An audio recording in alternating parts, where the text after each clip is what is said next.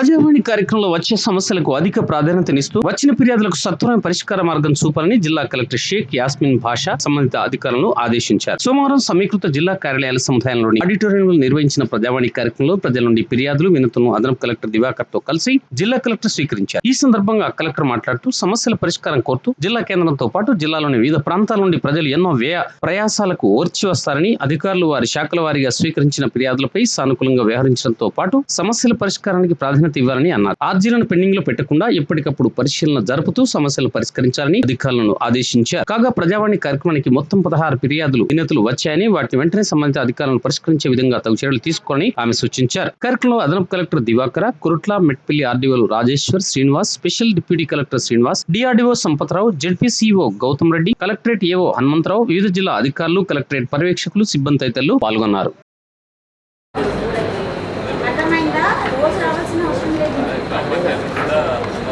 గ్రామ పంచాయతీ అనుమతి ఎవరు అడగరు.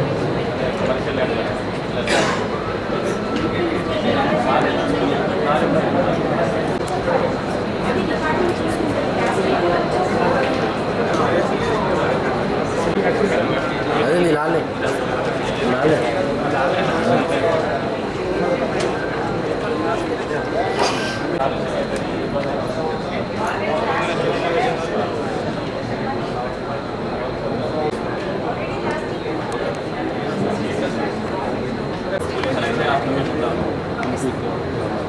ఆల్రెడీ మాట్లాడారు కదా.